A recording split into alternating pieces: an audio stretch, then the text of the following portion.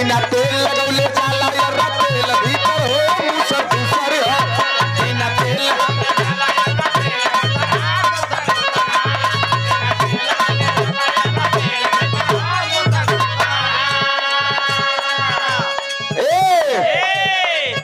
जनी जी जा डाली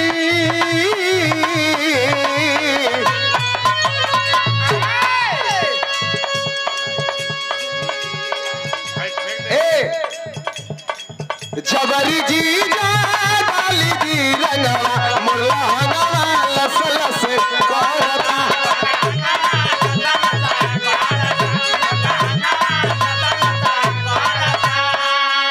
अच्छा तई कुल होली बड़ा बड़ा सुन ला दिखाई स्पेशल अपने गुरुजी का गावे जाती बिरहा सम्राट फिल्म अभिनेता विजयलाल यादव ये भौजी रंगदेव चुलिया तोहार केवड़िया बंद करके अभी मंठा हो गया अभी के जे उठा था ते अपन जो न कॉलर टाइट कर ले था मने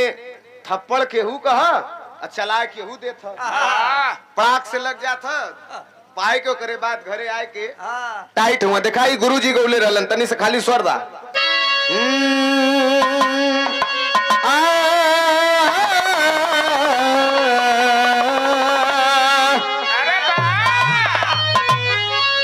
अरे छछनेली गोरिया जैसे जल बिनी मछरिया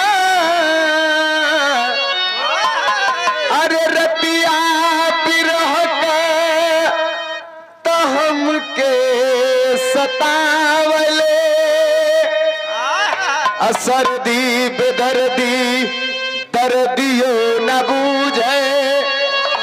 फागुनी कजिया रोज डहकावले ऐसे और बढ़ा लिया हाँ अरे तब करा खातिर फागुन के करा खातिर अरे सुनिया 1.5 साल हो गया छोड़ा तू मत सुना अरे तब करा खातिर फागुन के पंकज तू ध्यान दिया नहीं कबा वह ध्यान दिया हो तली हम ना दिया हो तली पुराने मित्र हो भाई अरे तब करा खातिर फागुन के महीना कवन काम के अरे वो करा खातिर फागुन के अरे महीना कवन काम के जेकर पियवानु जेकर राजा जीनु होई गइल बिना दाम के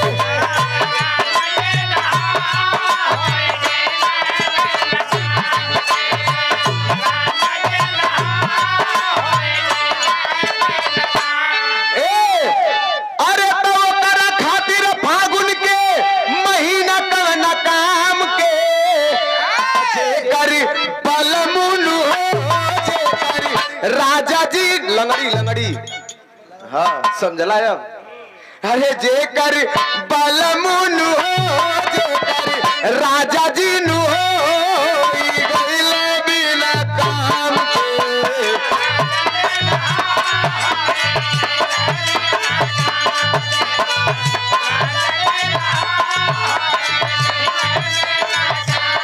ओकर खातिर फागुन के महीना कवन काम के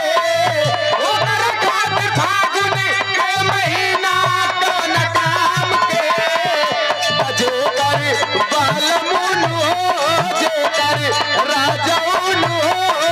होई गइल बिना काम के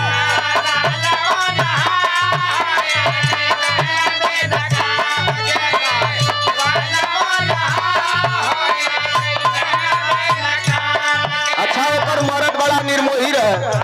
बोलू मर्द बड़ा निर्मोही रहे अपन तकलीफ बतावत रहल भौजी अपन तकलीफ हु बतावत रहे तो दुलही अपने मर्द का कितना बड़ा निर्दयी रहे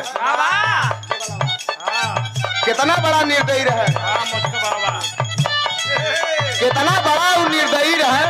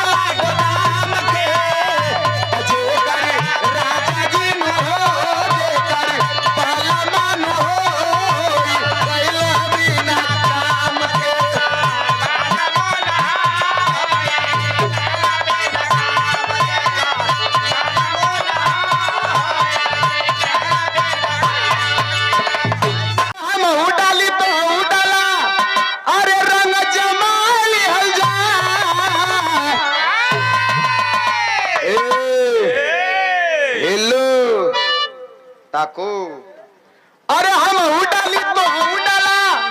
रंग जमा लिहल जा ए चला चादरा में